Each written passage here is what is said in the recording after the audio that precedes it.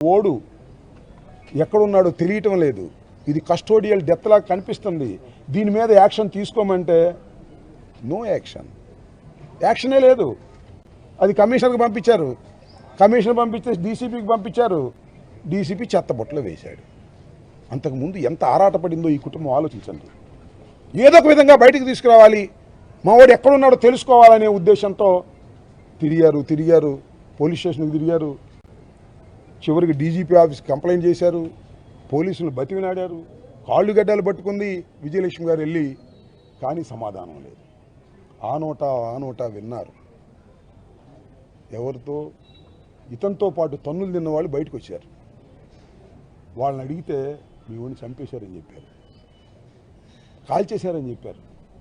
అక్కడి నుంచి ఇన్వెస్టిగేషన్ చేశారు. వీళ్ళు కొన్నటువంటి ప్రజలతో, ఆ పోలీస్ స్టేషన్లో ఉన్నటువంటి కానిస్టేబుల్స్తో వాళ్ళు వాస్తవాలు చెప్పారు. మీ ఊడిని చంపేశారు, బూడి చేసేశారు, కలిపేశారు, ఎక్కడో మీ ఊడి ఇక లేడు అని చెప్పారు. అప్పుడు గుండె పగిలిందని మనవి చేస్తున్నాం. ఆ తర్వాత 2వ తారీఖున హెబియస్ కార్పస్ ఫైల్ చేశారు విజయలక్ష్మి గారు. అంతకుముందు కొన్ని విషయాలు జరిగాయి, అది కూడా బాధాకరం. హ్యూమన్ రైట్స్ కమిషన్ దగ్గరికి వెళ్ళారు, హ్యూమన్ రైట్స్ అడ్వకేట్స్లో ఉన్న వాళ్ళ దగ్గరికి. అక్కడికి వెళ్తే ఒక వర్గం, ఏది పోలీసులకు అనుకూలమైన వర్గం, దాన్ని జరగకుండా చేయడానికి ప్రయత్నం చేశారు, అక్కడ అడ్డుకోవడానికి ప్రయత్నం చేశారు. అయినా విజయలక్ష్మి గారి సోదరైనటువంటి దుర్గ ఎడ్యుకేట్ అవ్వటం వల్ల బతిమినాడో బామాలో వెలుగులోకి తీసుకొచ్చింది. చివరికి హెబియస్ కార్పస్ పడేయడానికి కూడా వీలు లేకోకుండా కొన్ని అడ్డంకులు సృష్టించారు. అయినా సరే ఎవరినో బతిమినాడుకొని హైకోర్టులో హెబియస్ కార్పస్ ఫైల్ చేస్తే 2వ తారీఖున 4వ తారీఖు విచారణకు వచ్చింది. 4వ తారీఖు విచారణకు వస్తే వాళ్ళు చెప్పిన దాని మీద విని, ప్రభుత్వం పోలీసులు చెప్పిన దాని మీద విని 15వ తారీఖున హాజరు పెట్టమన్నారు. ఎక్కడ హాజరు పెడతారు? 15వ తారీఖున ఇవాళ కూడా హాజరు పెట్టలేరు. 15వ తారీఖు రమ్మంటే 15వ తారీఖు వెళ్ళారు.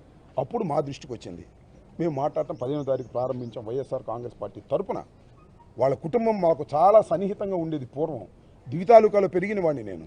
ఇమీడియట్గా నాగేశ్వరరావుతో మాట్లాడాను, విజయలక్ష్మి గారితో మాట్లాడాను, దుర్గతో మాట్లాడాను. మాట్లాడిన తర్వాత కన్సర్న్ ఏర్పడింది. ఇది చాలా దారుణమైనటువంటి అంశం, ఈ అంశాన్ని తప్పనిసరిగా మాట్లాడాలి, వెలుగులోకి తీసుకురావాలనే ఉద్దేశంతో మేము మాట్లాడాం. పక్కన హైకోర్టు కూడా ఒక ఆర్డర్ ఇచ్చింది, 29వ తారీఖున ప్రొడ్యూస్ చేయండి ఈ లోపల బతికుంటే అనేది. ఒక చిన్న డైలాగు ఎంతగా ఇబ్బంది పెడుతుందంటే, విజయలక్ష్మి గారు మాట్లాడుతున్న మాట, అయ్యా చచ్చిపోతే డెడ్ బాడీని ఇవ్వండి, కాల్ చేస్తే బూడిదివ్వండి, అదైనా 4 చోట్ల కలుపుకుంటామనే మాట మాట్లాడుతున్నప్పుడు ఎవరికైనా గుండె తరగదా అని అనుకున్నాను. అదేమంటే అతను రౌడీ అంట, గ్యాంగ్స్టార్ అంట, పెద్ద క్రిమినల్ సామ్రాజ్యం ఉందంట, పిచ్చి పిచ్చి మాటలు మాట్లాడుతున్నారు. కోర్స్ అతను 2-3 కేసుల్లో ముద్దాయి కావచ్చు. నిజంగా అంత క్రిమినల్ బ్యాక్గ్రౌండ్ నుండి అంత డాన్ ఉంటే ఆ అమ్మాయి గుడిసెలో ఉండాల్సిన అవసరం ఏంటి? 500 అడుక్కోవాల్సిన అవసరం ఏంటి? అన్నదమ్ములు 500 ఇస్తే 200 అట్టి పెట్టుకుని 300 పంపించాల్సిన అవసరం ఏంటి? ఇవాళ ఒక మీడియా సెక్షన్ దుర్మార్గంగా అతని మీద ట్రోల్ చేస్తూ ఉంది. ఎస్, కొన్ని కేసుల్లో ఉన్నాడు, క్రిమినల్ నేచర్ ఉందనుకుందాం, చంపేస్తారా? కసబ్ గుర్తుందిగా మీకు? పాకిస్తాన్ నుంచి మన మీద దాడి చేశాడు. కసబ్ను కూడా ఉరితీసే ముందు విచారణ జరిపినటువంటి భారతదేశం ఇది. భారత రాజ్యాంగం చెబుతుంది. ఏ భారత రాజ్యాంగానికి ఈ ప్రభుత్వం వ్యతిరేకమా? సిఐ భారత రాజ్యాంగాన్ని కాదంటాడా? చెప్పని అడుగుతా ఉన్నా. నేను ఇక్కడ ఒక వాస్తవాన్ని చెప్పదలుచుకున్నా. ఎవరైనా చనిపోతే, మన తండ్రి చనిపోతాడు దురదృష్టవశాత్తు, లేదా మన బంధువులు చనిపోతారు దురదృష్టవశాత్తు, ఆ బాధ ఎలా తీరిద్ది? చనిపోయిన తర్వాత ఆ శవాన్ని పట్టుకుని ఏడ్చి ఏడ్చి ఏడ్చి హిందూ సాంప్రదాయం ప్రకారమో లేకపోతే వారి సాంప్రదాయం ప్రకారమో కర్మకాండలన్నీ చేసి శ్మశానానికి తీసుకువెళ్ళి అక్కడ దహనం చేసో, ఖననం చేసో, పూడ్చో, 4 మాటలు మాట్లాడుకునో, ఏడ్చో బంధువులందరూ, అప్పుడు గుండెలో భారం దిగుతుంది. ఉన్నా కదా? చెప్పమని అడుగుతా ఉన్నా. మన తండ్రి చనిపోయినా, తల్లి చనిపోయినా వారి శవాలను తీసుకువెళ్ళి మోసుకెళ్ళి ఆ క్రతువు చేసినప్పుడు గుండెల్లో భారం దిగుతుంది. అలాంటి అవకాశం కూడా ఇవ్వలేదే. కనీసం చచ్చిపోయిన తర్వాత డెడ్ బాడీని తీసుకొచ్చి ఆ తల్లికి చూపిస్తే కొంత భారం దిగేదే. చివరికి క్రతువు చేసుకునే అవకాశం కూడా, చివరికి దహనం చేసుకునే అవకాశం కూడా, చివరికి హిందూ సాంప్రదాయం ప్రకారం అన్ని క్రతువు కార్యక్రమాలు చేసుకునే అవకాశం కూడా ఆ తల్లికి ఇవ్వలేదు, ఆ కుటుంబానికి ఇవ్వలేదు. ఇంతకన్నా ఘోరం, నీచం భారతదేశంలో ఎక్కడైనా ఉంటుందా అని అడుగుతా ఉన్నా. పౌర సమాజం ఆలోచించుకోవాలి. ఇది చాలా దుర్మార్గమైనటువంటి విషయం. ఈ విషయం మీద కోర్స్ వాళ్ళు మా పార్టీ కాదు, కానీ మానవులేగా. మా పార్టీ కాకపోయినా జగన్మోహన్ రెడ్డి గారి ఆదేశం మేరకు మేము మాట్లాడుతున్నాం, వారికి అండగా ఉంటాం. తప్పనిసరిగా సిబిఐ ఎంక్వైరీ జరిగి వాస్తవాలు బయటకు వచ్చేంత వరకు వారి తరపు నుండి పోరాటానికి సిద్ధంగా ఉన్నామని కూడా మనవి చేస్తున్నాం. జగన్మోహన్ రెడ్డి గారు కూడా చెప్పారు, వెళ్ళండి, కలవండి, వారిని ఓదార్చండి అని చెప్పినటువంటి సందర్భం. ఈ విషయాన్ని ఒకటి మేమేదో పొలిటికల్గా లబ్ధి పొందటం కోసం చేయటం లేదు, గుర్తుపెట్టుకోమని మనవి చేస్తున్నా. గుండె మండి బాధపడి మేము చేస్తున్నాం, బాధతో చేస్తున్నాం. ఆ తల్లి ఆవేదన వెళ్ళలేక చేస్తున్నాం తప్ప పొలిటికల్గా చాలా ఇష్యూస్ ఉన్నాయి వాళ్ళని బ్యాడ్ చేయడానికి. డిఎస్సి లాంటి ఇష్యూస్ ఉన్నాయి, ఇంకోటి ఉన్నాయి. కానే కాదు, ఒక పౌర సమాజంలో ఒక మానవుణ్ణి, ఒక యువకుణ్ణి, భావి భారత పౌరుణ్ణి అడ్డగోలుగా చంపేసి, బాడీ అప్పు చెప్పిన కొంత బాధ తీరేది, చంపేసి ఖననం చేసి ఉన్నాడో లేదో అని తెలియనటువంటి పరిస్థితితో పాటు ఉన్నాడు ఎతుకుతున్నాం అని చెబుతారండి. ఉన్నాడు ఎతుకుతున్నాం, 4-5 టీములు వేసాం, వాళ్ళు ఎతుకుతున్నారు. రేపు 29వ తారీఖు కూడా అదే చెప్తారు. మళ్ళీ ఇంకా ఒక నెల 15 రోజుల టైం ఉండి ఎదుగుతామని తీసుకొస్తామని. ఎక్కడ తీసుకొస్తారు? అందరికీ తెలిసిన సత్యం కదా. నేను అనేక సార్లు చెప్పా, కోర్టు వారికి చెవులే ఉంటాయి, కళ్ళు ఉండవంటారు. కానీ మనందరికీ కళ్ళు ఉన్నాయి కదా, విజయవాడ అందరికీ కళ్ళు ఉన్నాయి కదా. ఆనోట వాస్తవాలు తెలియవా? దారుణంగా చంపి ఖననం చేసి బూడిద కూడా ఇవ్వనటువంటి ఈ పోలీస్ వ్యవస్థని ఏమనాలో ఒకసారి ఆలోచించండి. నేను మనవి చేస్తున్న విజయలక్ష్మి గారికి కానీ, దుర్గ గారికి కానీ, లేదా నాగేశ్వరరావుకి కానీ, మన నవరంగకి కానీ, మేమందరం ఇక్కడ వచ్చాం, మేమందరం కలిసికట్టుగా వచ్చాం. జగన్మోహన్ రెడ్డి గారి ఆదేశం మేరకు మేమందరం ప్రతి క్షణం వారికి అండగా ఉంటాం. ఈ జరిగిన అన్యాయం లాజికల్ ఎండ్ జరగాల, సిబిఐ ఎంక్వైరీ జరగాల.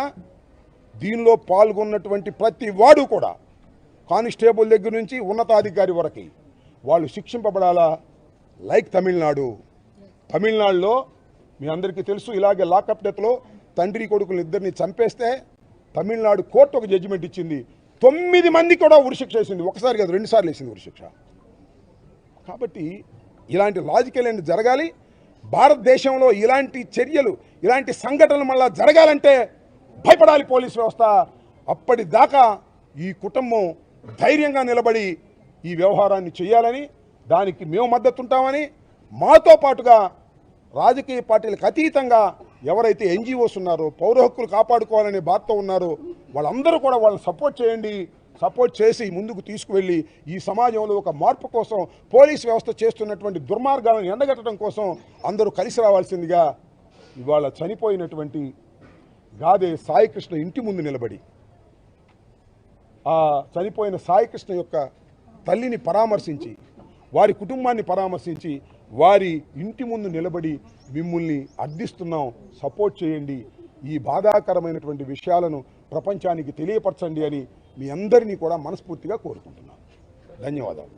కేసుకు సంబంధించి ఒక సామాజిక వర్గాన్ని రెచ్చగొట్టే ప్రయత్నం చేస్తున్నారు, డివైడ్ చేసే ప్రయత్నం చేస్తున్నారు. ఏంది ఆరోపణ? ఏంటి? వాళ్ళు మా సామాజిక వర్గమే, ఏంటి తప్పు?